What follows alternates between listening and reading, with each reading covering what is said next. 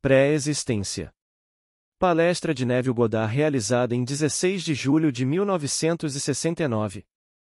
O assunto desta noite é pré-existência. Para cada criança nascida de mulher, há um Filho de Deus nos céus, que é seu eu ancestral. Ele está enterrado em você. Ele é a realidade do homem. A Bíblia fala deste Filho como Jesus Cristo, a verdadeira identidade de cada criança nascida de mulher. Deus se tornou homem, para que o homem se torne Deus. Blake, de Jerusalém. O que lemos na Bíblia sobre Jesus é tudo sobre você. É sua biografia. O Antigo Testamento é o projeto profético da vida de Jesus, e a história de Jesus como contada no Novo Testamento, que é o cumprimento do Antigo, é sua história. E chegará o dia em que você experimentará tudo registrado no Novo Testamento sobre Jesus Cristo, mais tudo. Este é o grande mistério do nosso ser. Não somos um pequeno produto da evolução, como muitos ensinam hoje. Não viemos de uma pequena ameba. Você é a emanação de um Filho de Deus. Como nos é dito no livro de Deuteronômio, capítulo 32. O Senhor fixou limites aos povos segundo o número dos filhos de Deus. Hoje eles estão falando em restringir a reprodução da humanidade, limitando os nascimentos dos homens. Então nos é dito que nenhuma criança poderia nascer, se não fosse por um Filho de Deus que é a vida dessa criança. Pois ele realmente estabeleceu limites para os povos de acordo com o número dos filhos de Deus. Leia no 8º versículo, capítulo 32, de Deuteronômio. Você não conseguiria respirar quando criança, se Deus não estivesse dentro de você. E então você diz: Eu sou. Esse é Ele. Esse é o Filho de Deus, e o Filho de Deus é um com Deus. Eu e meu Pai somos um. Saí do Pai e vim ao mundo. Novamente deixo o mundo e vou para o Pai. Isso não é pré-existência. Eu saí do Pai, e vim ao mundo. Novamente, eu estou deixando o mundo, e eu estou indo para o Pai. Mas eu não deixarei este mundo. Esta terra. Até que eu acorde como Jesus Cristo. Agora, este mundo não termina no ponto em que meus sentidos cessam de registrá-lo. Não posso seguir um amigo que vai além pelo portão que chamamos de morte. E acho que ele se foi do mundo. Ele não se foi de nenhum mundo. Ele está neste mundo. Este mundo não cessa de existir quando meus sentidos cessam de tocá-lo. De registrá-lo. Ele está em um mundo terrestre, assim como este, em uma vestimenta vestida como estas vestes indicando o corpo físico são, de carne e sangue. E ele passa por condições semelhantes, e aquele dentro, que é o Filho de Deus, ele o está guiando, enviando-o através de todas as fornalhas de aflição que são necessárias para despertá-lo como ele mesmo. E o Filho de Deus é o poder de Deus e a sabedoria de Deus, como nos foi dito no 1º capítulo de Coríntios. Cristo, poder de Deus e sabedoria de Deus. 1 Coríntios 1, 24. Então, no final, só existe Deus, e tudo é a expansão de Deus. Agora, aqui está um salmo, considerado o salmo mais difícil dos 150. É o 82º. O que atualmente é considerado a melhor interpretação das Escrituras é a Bíblia do Intérprete. Ela vem em 12 volumes e 4 extras na forma de um dicionário. 16 volumes de cerca de 1000 páginas por volume. Uma obra perfeitamente maravilhosa. Nisto diz. Na verdade, não sabemos muito sobre este salmo. Só podemos esperar que não estejamos muito longe da verdade. Bem, a mais acadêmica de todas as críticas bíblicas encontramos em um livro chamado De Enciclopédia Bíblica. Aquele que é o chefe da seção hebraica, e também um dos editores de toda a obra, Thomas Chaney, falando deste salmo diz: Este é o salmo mais difícil para o estudioso, para que o significado pudesse ter sido compreendido. Pode ter sido de alguma forma estranha algo que alguém em algum momento entendeu. Mas devo confessar que nenhum de nós o entende hoje. Agora, este é Thomas Chaney. Na época em que ele editou esta obra no final do século passado, ela era considerada então. E ainda é hoje.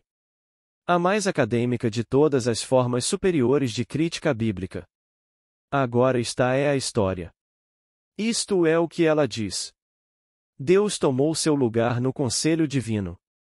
Isto significa literalmente na congregação dos deuses. Deus tomou seu lugar na congregação dos deuses, e agora Deus fala.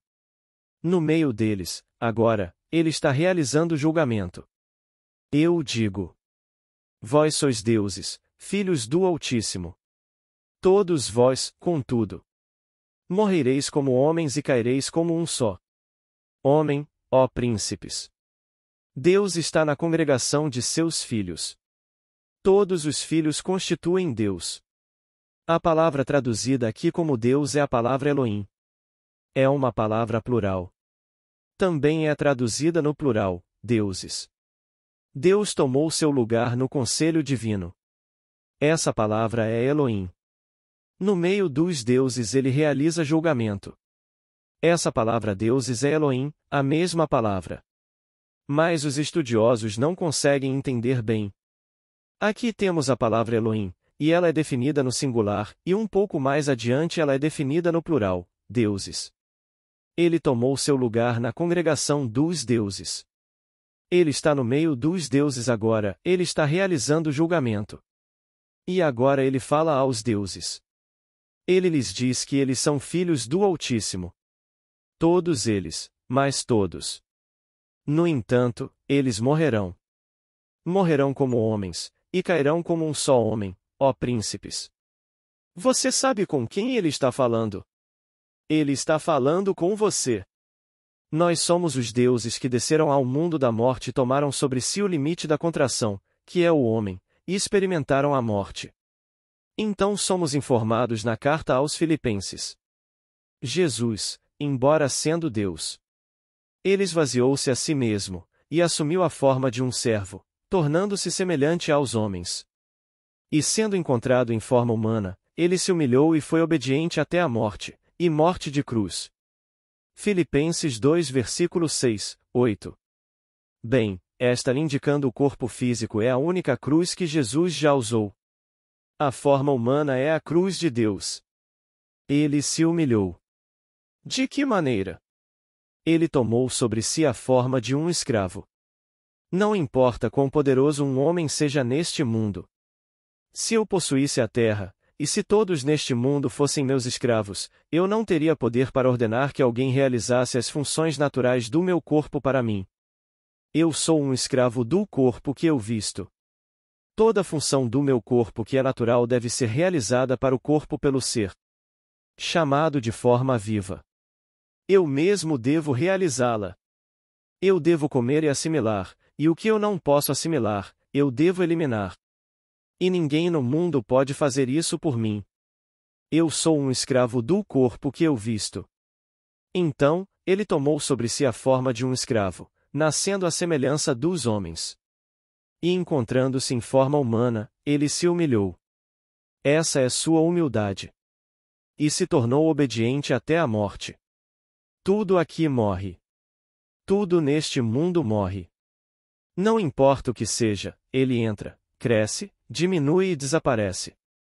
Não importa quão bem feito seja ou quão velho. 4.000 anos de idade. As coisas estão destinadas a desaparecer da face desta terra.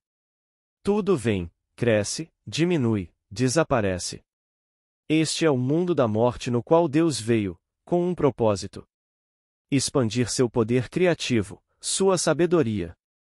Nós somos os deuses que desceram. E você diz: eu sou. É Ele. Esse é o seu nome para sempre. Sua própria imaginação humana maravilhosa é Deus. E não há outro Deus. Em todas as formas, independentemente das aparências. O mesmo Deus. Nenhuma diferença, porque Deus é um, embora ele apareça como muitos. Um em muitos, essa é a palavra Elohim. Uma unidade composta, uma feita de outras. Mas os estudiosos não conseguem entender esta declaração. Deus tomou seu lugar no conselho divino, no meio dos deuses ele realiza o julgamento. E agora ele fala. Eu digo, vós sois deuses, filhos do Altíssimo, todos vós, no entanto, morrereis como homens, e caireis como um só homem, ó príncipes. Apenas um homem caiu, levando tudo consigo. Conforme dito nas Escrituras, ele nos escolheu nele antes da fundação do mundo. E um homem caiu em divisão, e temos todas as raças, todas as nações, todas as religiões e ainda assim todos estão contidos em um. E permaneceremos na terra até que sejamos chamados, um por um, de volta àquele corpo, mas desta vez quando somos chamados, o corpo que é ressuscitado. Voltando um por um para incorporar naquele mesmo corpo que caiu. E que reunião gloriosa por causa da experiência da morte! Ele vem ao mundo da morte e o conquista. Ele venceu a morte. Aqui tudo morre, e ainda assim ele vence tudo neste mundo. É um mundo de morte. Então, a Bíblia é sua própria biografia maravilhosa. Jesus Cristo é a verdadeira identidade de cada criança nascida de mulher. Uma criança pequena sai do útero e você a vê, a realidade dessa criança é Jesus Cristo. Segure-o em suas mãos. Você está segurando aquela criança que é Jesus Cristo em suas mãos. Mas aquela criança, para deixar este mundo de morte, tem que nascer de novo. O segundo nascimento não é reencarnação. Não tem nada a ver com reencarnação. Nós nascemos primeiro de baixo. Do ventre da mulher. Nós nascemos pela segunda vez do crânio do homem. Por homem, quero dizer homem genérico. Homem-mulher os fez, e chamou seu nome homem. Leia isso nas Escrituras. Homem-mulher os fez, e chamou seu nome homem. Em maiúscula. Falo do homem genérico. O segundo nascimento é do crânio do homem, não do ventre da mulher. O ventre da mulher nos traz a todos em escravidão, formando vestimentas que deixam o homem em escravidão. Eu sou escravo desta vestimenta até que eu a tire. E se esta noite eu não nascer do alto, eu me encontrarei, se você me chamar de morto, restaurado à vida em um mundo exatamente como este, mais jovem. Cerca de 20 anos de idade. Eu não passo mais pelo útero da mulher. Eu sou encontrado em um mundo terrestre, exatamente como este, onde eu envelheço, como eu faço aqui, onde eu luto para ganhar a vida como eu faço aqui, onde eu tenho amigos e inimigos, como eu tenho aqui, onde eu estou tecendo uma vestimenta de alegria e tristeza, como eu a teço aqui. Eu morrerei lá, como eu morro aqui, e serei restaurado mais uma vez, um adorável corpo jovem semelhante a este, apenas cerca de 20 anos de idade, em um ambiente mais adequado para o trabalho ainda a ser feito em mim. E eu repetirei isso até aquele momento no tempo quando aquele que tomou a decisão de entrar pela porta da morte despertar dentro de mim. E quando ele despertar dentro de mim, eu sou ele. E quem então sou eu? Jesus Cristo. Não há outro. Eu e meu Pai somos um. Então, ninguém tira a minha vida. Eu mesmo a dou. Eu tenho o poder de entregá-la, e o poder de levantá-la novamente. No entanto, apesar dessas declarações no livro de João, encontramos ao longo dos tempos muitas pessoas falando de uma raça de pessoas chamadas judeus que crucificaram Jesus. Não é assim. Você não leu a Bíblia com cuidado? Leia estas palavras em Paulo. Já estou crucificado com Deus. E vivo, não eu, mas Cristo vive em mim, e a vida que agora vivo na carne, vivo-a pela fé no Filho de Deus, que me ama, e a si mesmo se entregou por mim. Aqui o Filho de Deus emanando é o ser no homem, e ele amou tanto sua emanação que ele entrou na porta da morte. O crânio humano, e libertou sua emanação. E ele deitou-se na sepultura comigo. O crânio humano. E ali ele sonha o sonho da vida como eu estou sonhando agora, até que eu acorde, e quando eu acordo, nós não somos dois. Nós somos um. Eu sou ele. Todos despertarão. Todos retornarão ao Pai de onde saíram, e retornando ao Pai, eles são o Pai.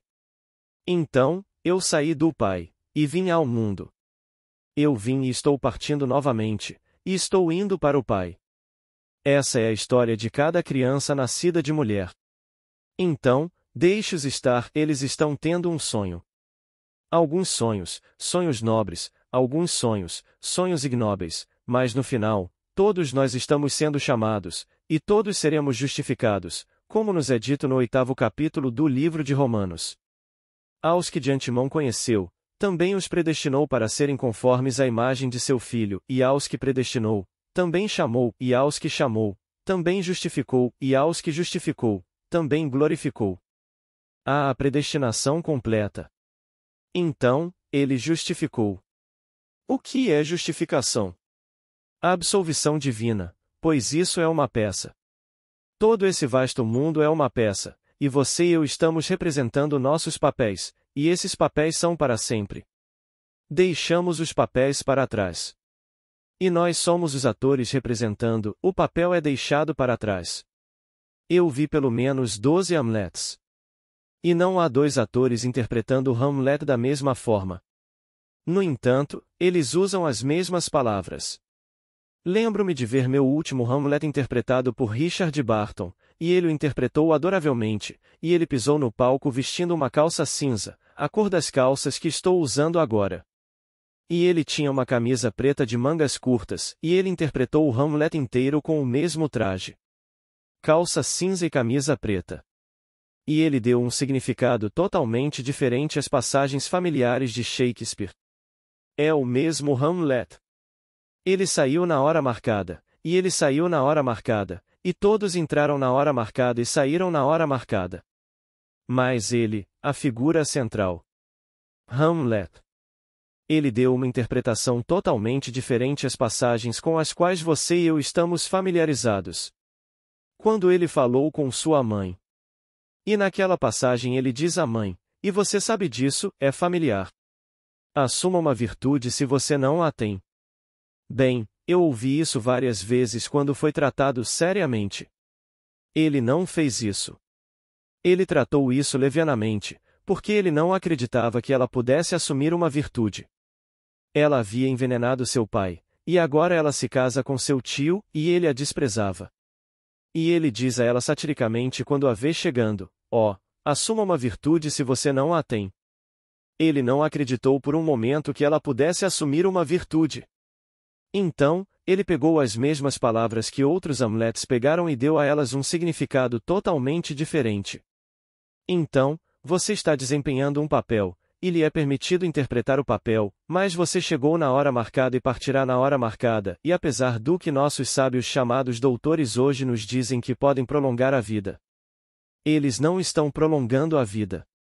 Você nasceu na hora marcada, como lhe foi dito no 3º capítulo do livro de Eclesiastes. Há tempo de nascer, há tempo de morrer, há tempo. De tempo de rir, tempo de chorar. Não há nada de novo sob o sol. A peça está terminada. Está sendo dito sobre o pouso na lua. Viu? Isso nunca aconteceu antes. Já aconteceu em eras passadas, mas não há lembrança de coisas anteriores. Temos pouca memória. Nenhuma lembrança de coisas anteriores, nem haverá lembrança de coisas que virão depois entre aqueles que vierem depois. Achamos que é tudo agora, como uma peça. Você vai a uma peça hoje à noite. Eu vi uma peça ontem à noite. Mas para você, tudo isso é novo, e você vai rir hoje à noite, como eu fiz na noite anterior. E você vai chorar, como eu chorei na noite anterior. E você vai pensar que é tudo novo enquanto a coisa toda se desenrola diante dos seus olhos, e eu vi isso na noite anterior. E esta é uma peça maravilhosa na qual somos escalados para um propósito. Há um propósito por trás de tudo. Então, não somos pequenos seres que começaram. Eu comecei humanamente há quase 65 anos? Não. Eu saí do Pai, e o Pai não tem começo. Nem pai, nem mãe, nem genealogia. Ele não tem gênero, nem número. Eu saí daquela fonte que não tem origem. É a origem de tudo. E eu vim para um mundo que parece começar e terminar. É assim que Deus se expande. Ele assume sobre si o limite da contração. O limite da opacidade, que, tendo atingido o limite, ele pode novamente começar a se expandir. Não há limite para expansão, e nenhum limite para a translucidez. Então, ele envia parte de si mesmo para ir além do que ele era apenas alcançando primeiro o limite da contração. E é assim que Deus está se expandindo perpetuamente. E nós somos os filhos de Deus. Mas são necessários todos os filhos para fazer Deus. Então, quando somos reunidos um por um de volta àquela forma ressuscitada, o Senhor ressuscitado, não perdemos nossa identidade. Eu te conhecerei na eternidade. Você sabe por quê? Eu te conhecia antes de você colocar esta máscara, e você veio a este mundo e colocou esta máscara. Eu não consigo ver por trás da máscara, é como um baile de máscaras. Um grande baile. E aqui meu amigo mais íntimo está usando uma máscara, e eu não o vejo. Ele está usando um rosto preto, ou ele está usando um rosto branco, ou ele está usando um rosto amarelo, mas ele está usando um rosto que eu não reconheço. Eu não consigo reconhecê-lo de forma alguma. Mas por trás da máscara está meu irmão que eu conheci na eternidade, e eu o conhecerei mais uma vez quando ele despertar do sonho da vida e eu despertar do sonho da vida. Retornamos à mesma forma, melhorados além da medida, pois saímos do mundo da morte, tendo entrado deliberada e conscientemente no mundo da morte. E todos têm um papel a desempenhar neste mundo, no qual todos nós nos voluntariamos quando viemos. Ninguém pode tirar minha vida. Eu mesmo a dei. Tenho o poder de entregá-la e o poder de levantá-la novamente, e ninguém a tira de mim. Nós deliberadamente viemos a este mundo para desempenhar esses papéis para que possamos expandir nossa consciência além do que ela era, antes de nossa descida a este mundo. Pois ninguém pode ascender ao céu se não tiver primeiro descido do céu. Eu não poderia emergir do túmulo, se eu não estivesse nele. Eu não poderia emergir deste mundo de morte, se eu não tivesse descido primeiro a ele. Pois ninguém pode ascender, a não ser aquele que primeiro desceu, até mesmo o Filho do Homem. Então, o Filho do Homem é um nome para o Filho de Deus. E esse Filho de Deus você é. Então, quem quer que você seja. Se você tem o nome de João, ou algum outro nome, seu nome real é Jesus. Porque quando você sai, ele lhe dá um nome que está acima de todo nome, e qualquer nome que não seja Jesus na terra e no céu se curvará e confessará que Jesus é herdeiro da glória de Deus Pai. E você é esse ser. E nunca houve outro. Jesus é a verdadeira identidade de cada criança nascida de mulher. E Jesus em você é sua própria imaginação humana maravilhosa. Esse é Jesus. Agora, neste mundo você pode testá-lo. Você pode testá-lo, porque ele é o poder de Deus e a sabedoria de Deus. Como eu testo isso? Eu ouso assumir que sou o que a razão nega, e ando na suposição de que eu sou isso, e se eu persistir nessa suposição, ela se solidificará em fato. E se por ele todas as coisas foram feitas, e sem ele nada do que foi feito se fez, e então de repente eu sou confrontado com a coisa em si, tendo assumido que é, e eu assumi isso quando a razão negou o fato, eu não o encontrei. Se por ele todas as coisas são feitas, e eu ouso assumir o que meus sentidos negam e a razão nega, e ainda assim eu persisto na suposição, e então eventualmente ela se solidifica em fato. Bem, eu não encontrei aquele que faz as coisas. E se por ele todas as coisas são feitas, e sem ele nada do que é feito se fez, e eu descobri exatamente como eu fiz isso. E eu fiz isso simplesmente assumindo que eu sou o que eu gostaria de ser, mesmo que no momento da minha assunção tudo negasse que eu poderia ser isso, e então eu me tornei isso. Bem, então eu encontrei Jesus. Eu apenas presumi que eu era o que minha razão negava. Como eu fiz isso? Imaginando. Eu descobri que minha imaginação era o Senhor Jesus, mas eventualmente eu despertarei como o Senhor Jesus. Como eu sei? Eu sei por experiência que tudo registrado nas Escrituras sobre Jesus, eu experimentei. Tudo, não importa o que seja. Eu uso esta cruz, e posso lhe dizer, quando você e eu fomos crucificados nestas cruzes, foi puro êxtase. Não foi doloroso de forma alguma, apesar do que as igrejas ensinam. Foi puro êxtase quando me senti pregado nesta cruz. Havia vórtices giratórios, cada mão um vórtice, minha cabeça um vórtice, cada pé um vórtice, meu lado direito um vórtice. E aqui estão estes 6 vórtices, e não consigo descrever o êxtase. Pura alegria. Quando esta noite revivi o momento da crucificação. Ninguém me pregou numa cruz de madeira. Isto indicando o corpo físico é a cruz. E eu fiz isso deliberadamente. Então a memória desapareceu. Estou em um mundo de morte. Então a crucificação não foi um ato doloroso. Foi um ato delicioso deliberadamente tomado por Deus quando Ele realmente se pregou por vórtices na cruz do homem. Agora você passa por todas as partes, e então chega o momento em que você está prestes a deixar este mundo pela última vez, e isso começa a sua ressurreição. E sua ressurreição é uma coisa gloriosa. Realmente é.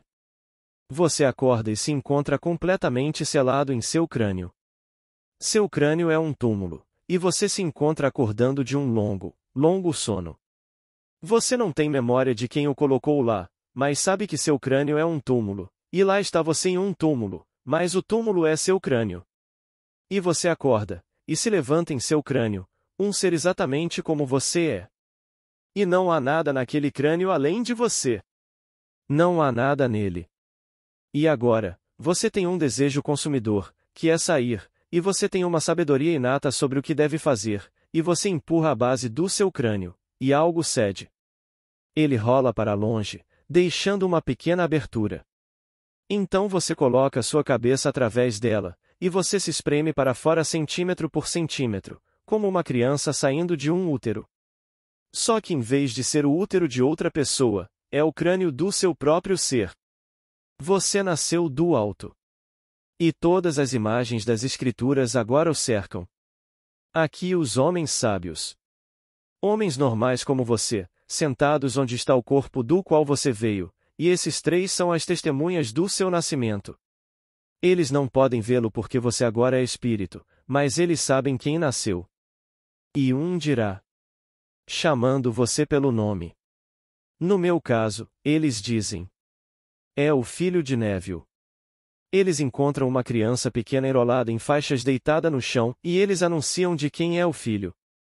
No meu caso, um deles disse, é o bebê do Neville.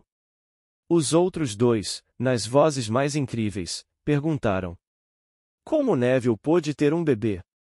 Ele não discute o ponto, ele apenas exibe a evidência. E eu peguei a evidência. O bebê enrolado em faixas, e o segurei em meus braços, e eu disse, como está meu amor? E então a coisa toda começou a se dissolver, e eu acordei na minha cama. Aqui, esse vento sobrenatural está presente o tempo todo. O vento é o espírito, pois as palavras vento e espírito são as mesmas em hebraico e em grego. Esse vento sobrenatural está lá durante todo o drama.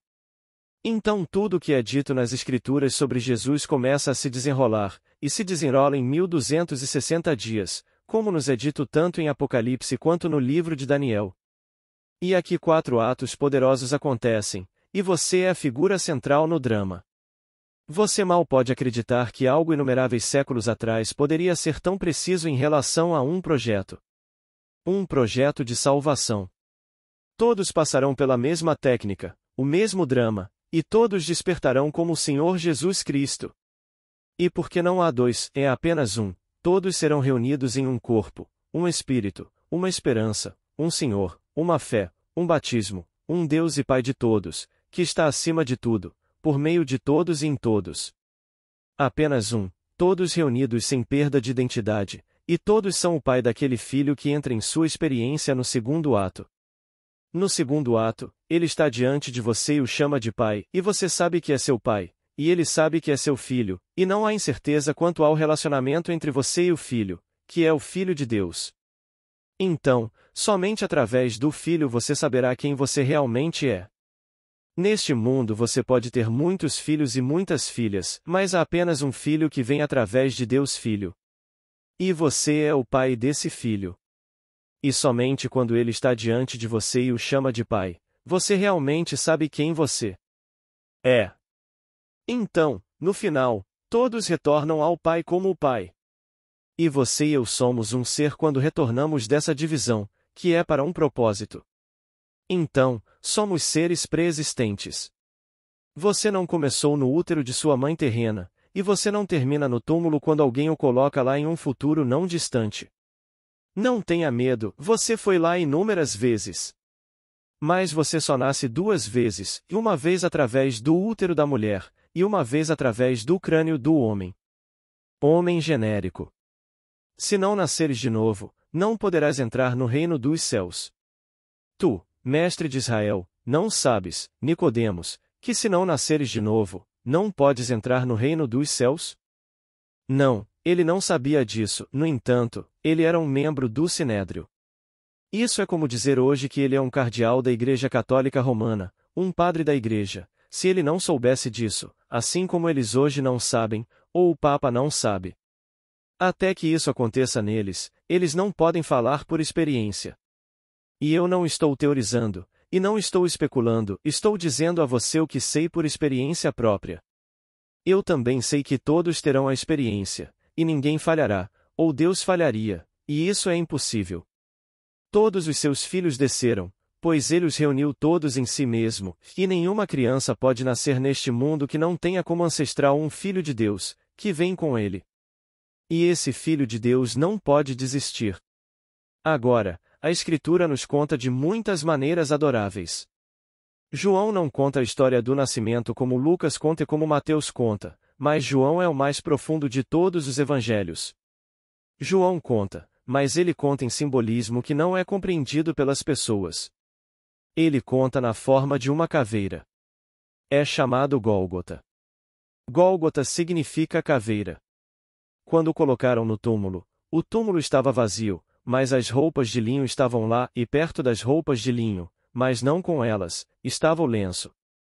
Bem, João escreveu a doutrina mística mais profunda. Ele está contando em simbolismo para aqueles que entendem. As roupas de linho são chamadas por todos os místicos de vestimenta. Essa vestimenta de carne e sangue. Aquilo que a mulher teceu para o homem. Então, o corpo estava lá, do qual o espírito ascendeu. Então o que é o pano de linho? O pano de linho. Isso é o corpo. Então o que é o guardanapo? No mundo antigo, guardanapo tem um número muito maior de significados do que hoje. Hoje, um guardanapo significa. Falamos de um guardanapo de jantar, um guardanapo de coquetel, um absorvente higiênico. Mas no mundo antigo, guardanapo significava a placenta. A placenta, aquilo que não faz parte do corpo. Após o nascimento, mas deve ser ejetado do corpo. E, portanto, não faz parte do corpo depois que algo nasce. Então, depois que o Senhor nasce, esse é apenas o sinal de seu nascimento. Então, o guardanapo não foi encontrado com as roupas de linho. Foi encontrado separado das roupas de linho. Aqueles que entendem de simbolismo saberão o que João está tentando dizer ao leitor. Que um nascimento ocorreu. Onde? No crânio, pois esta é uma descrição do crânio. Eles foram ao Gólgota, onde ele foi enterrado.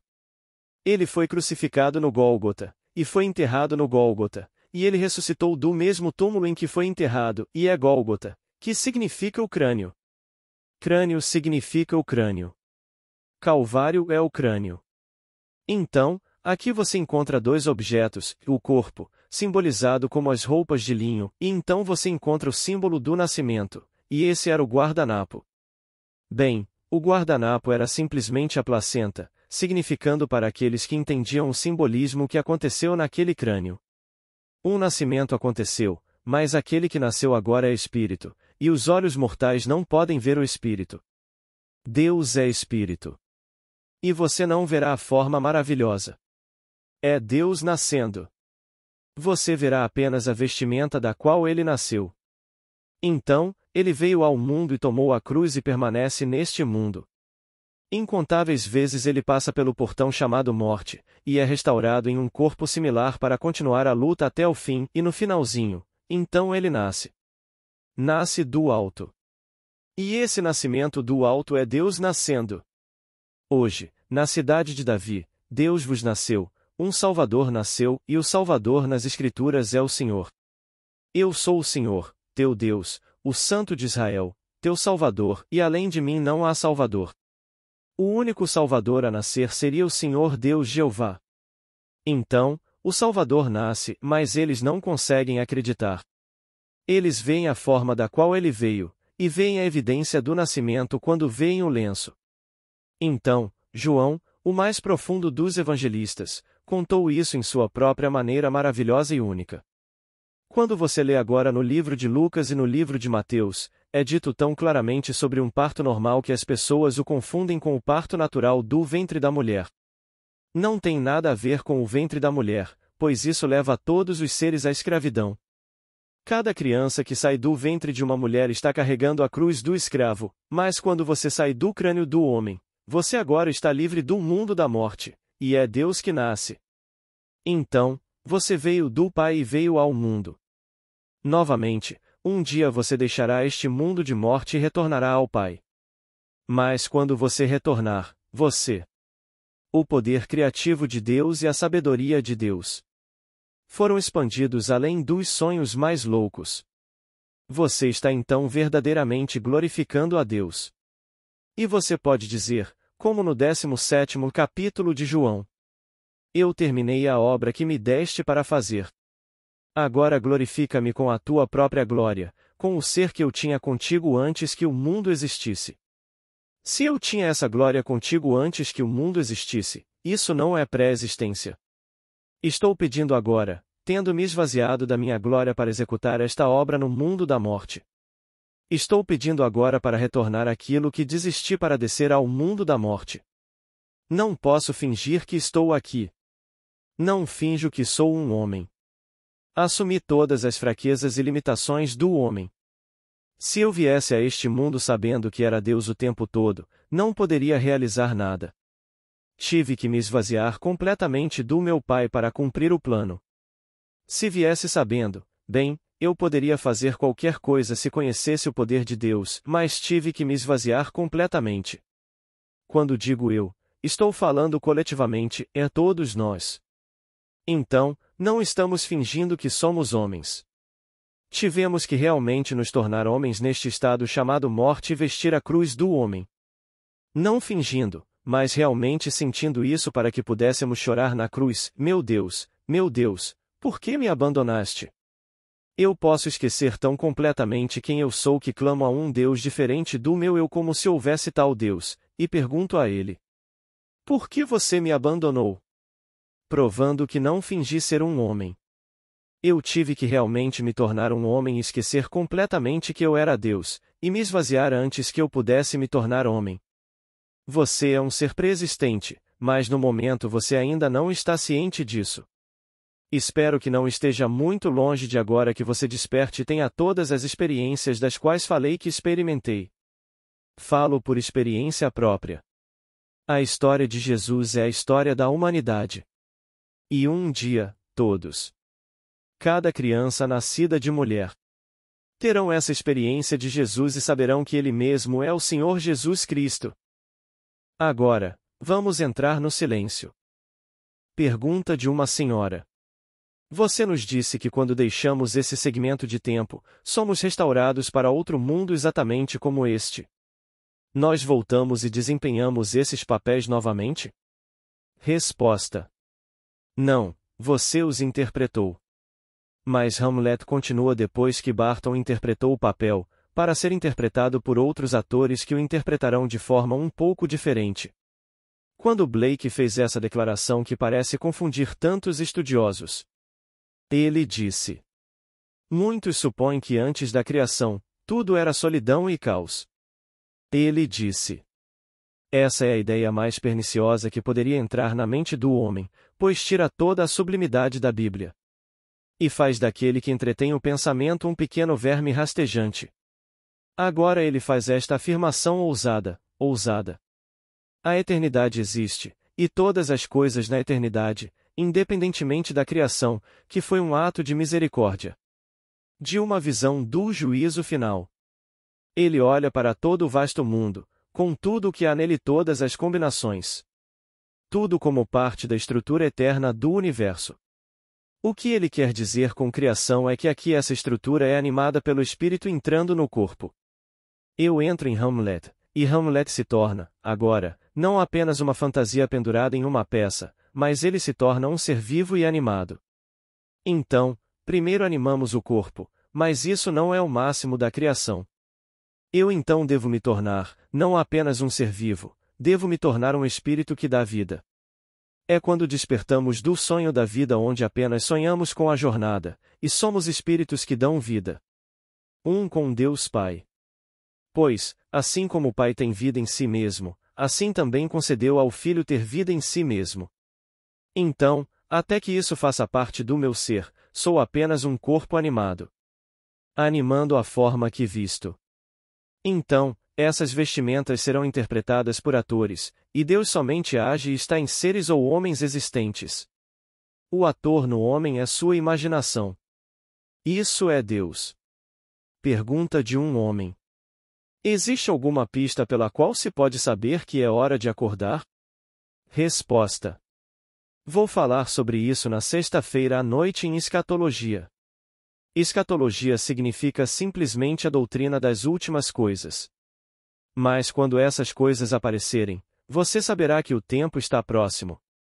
Isso é escatologia, a doutrina das últimas coisas. Então, se você está profetizando, como algumas dessas pessoas disseram outro dia.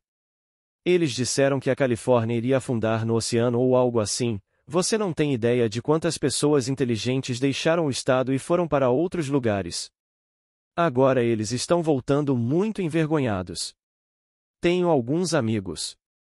Eles não me disseram por que foram embora, mas me ligaram de repente um dia. Ele tem uma renda adorável sem trabalhar. Ele tem uma casa linda em ensino. Casa adorável. Já fui lá várias vezes. Ele é um anfitrião perfeitamente maravilhoso. Eles não têm filhos, ele e sua esposa, eles têm um cachorro e uma casa adorável, com belos jardins e lindas árvores frutíferas. Eles deixaram aquela casa e se mudaram para o Arizona, e me deram a desculpa de que, a poluição estava tão terrível. Nós temos isso há anos, mas de repente, depois de todos esses anos, ele não aguenta mais. Mas eu sabia exatamente quando ele falou ao telefone. Eu sabia intuitivamente exatamente por que ele estava indo embora. Ele esperou 6 semanas, e não caiu a ficha, então ele voltou. Depois de cerca de 2 semanas, ele me ligou, e eu sabia pelo seu tom de voz que ele esperava que eu não suspeitasse, mas eu nunca diria a ele. Seria indelicado dizer a ele que eu sabia disso. Mas ele ouve todos esses pequenos programas de rádio à noite, essas pessoas que vendem pasta de dente, e durante toda a noite ele fica acordado, em vez de ler a Bíblia ou ler alguma obra maravilhosa. Ler um belo poema, e os grandes poetas, lê-los. Não, ele liga o rádio e, a propósito, durante toda a noite, ele faz anotações dessas coisas bobas. Ele até as coloca no papel e escreve cartas para os jornais. Bem, é claro, ele não precisa trabalhar, ele tem uma renda adorável, mas talvez ele precise de um emprego para manter sua mente ocupada com todas essas bobagens. Mas você não tem ideia do que as pessoas farão, e elas são pessoas inteligentes. Este homem é um homem muito inteligente, julgado pelos padrões humanos. Mas a sabedoria dos homens é loucura aos olhos de Deus. Então, o que você pode fazer? Deixe-os em paz. Pergunta de uma senhora. A pergunta é praticamente inaudível na fita. Eles têm avisos sobre essas experiências? Neville responde. Minha querida, não. Eles vêm de repente sobre você como um ladrão na noite, sem aviso. Foi bem aqui nesta cidade. Naquele hotel. Foi lá que o meu começou. E então quando voltei para minha casa no sul da Califórnia, os outros 3 eventos principais aconteceram ao longo de um período de 3 anos e meio, ou 1260 dias. Você pode contar até o dia exato, e chega a exatamente 1260 dias, exatamente como dito nas Escrituras. Você não tem nenhum aviso, mas tem algo que acontece antes disso. Mas eu vou te contar na sexta-feira. Há um choque que vem à mente primeiro, a mente fica chocada. E então, de repente, sem aviso, a criança nasce. Você nasce. Você virá a Davi. Todas essas coisas acontecem em você, como se estivessem acontecendo em um mundo tão real quanto este. Mas eu vou trazer isso em detalhes, o melhor que puder, quando meu assunto for escatologia. Agora, todos eles falam de escatologia, mas eu me pergunto quantos deles sabem do que estou falando? Eu li no jornal que alguém estava falando sobre escatologia, mas o que ele quer dizer com escatologia é tão distante de escatologia. Ele quer dizer que Jesus Cristo está vindo em carne em um futuro não distante, e ele espera que ele esteja aqui para encontrá-lo. Algo vindo de fora. Ele não tem a menor ideia de quem é Jesus Cristo. Nem a menor ideia. Ele não percebe que Jesus Cristo é o Cristo cósmico que está enterrado na humanidade. A humanidade é a cruz que ele usa. E quando ele vem, não de fora, ele vem de dentro como aquele em quem ele ressuscita. Ele está procurando por algum ser que venha de fora, e ele vai estar lá para apertar a mão de uma pessoa do lado de fora. Ele tem 50.000 pessoas para vir e confessar a Cristo. Que Cristo? Bem, essa é a coisa peculiar que ele tem em mente a respeito de Cristo. Ele não tem a menor ideia do que Jesus Cristo realmente é. Pergunta de uma senhora. A pergunta é inaudível na fita. Resposta de Neville. Primeiro de tudo, está a Escritura, como registrada na Bíblia. Ele não conhecia a Escritura, e ele disse isso a eles. Aquele que é nomeado é Nicodemos, e Nicodemos o seguiu. Os outros pensaram que a conheciam por se conformarem à letra. Ele disse: Eu vim para interpretar a Escritura. A Escritura deve ser cumprida em mim, e eles pensaram que ela era cumprida do lado de fora, obedecendo aos chamados comandos externos, e não era assim de forma alguma. Então, não posso ficar em silêncio quando vejo essas flagrantes contradições do maior mistério do mundo, e um indivíduo altamente divulgado não significa nada para mim. Não me impressiono com nenhum indivíduo divulgado. Posso pegar qualquer agente de imprensa e mandá-lo embora se eu tiver dinheiro suficiente, como essa coisinha chamada Maharishi alguma coisa e ouviu na TV. Eles disseram a ele: Agora você está se divulgando. Jesus não fez isso. Você sabe o que ele disse? Ele disse: Bem, é por isso que ele demorou tanto para começar. A senhora. Algo sobre cruel. Neville responde: Cruel? Bem, minha querida, se isso é cruel, me desculpe. Mas não consigo ver nada de cruel em pegar uma bobagem e calá-la. Se você me desse um pedaço de papel agora no qual você escrevesse algo para mim que é completamente errado e falso com base nas Escrituras, e eu o rasgasse, eu não chamaria isso de cruel. Estou instruindo você. O homem vive neste mundo pela luta. A primeira coisa que você faz com um bebê quando ele vem a este mundo é bater nele para fazê-lo chorar para que ele respire. Mime-o, e você vai ter um bando de hippies no mundo. Pergunta de outra senhora, e a Bíblia está correta quando diz. A maior parte dessa pergunta não está clara na fita. Eu gostaria muito de saber. É muito importante para mim entender o que isso significa. Neville. Minha querida, a Bíblia não é história secular. Então não olhe para 2 de julho ou qualquer outra data ou época do ano. A Bíblia é história sagrada. Ela não registra nenhum evento que já tenha ocorrido na Terra. Ela não está falando de nenhum homem que já andou na face da Terra. Você está confundindo completamente personificações com pessoas. A senhora. Mas se você olhar para o capítulo. Neville. Não importa qual capítulo, minha querida. Não é história secular. A Bíblia é história sagrada, e já foi levada ao clímax e à realização. O clímax é Jesus Cristo. Já está terminado, a peça terminou, como as peças de Shakespeare estão terminadas, mas elas estão sendo tocadas repetidamente, e cada uma delas traz ao clímax a cortina final.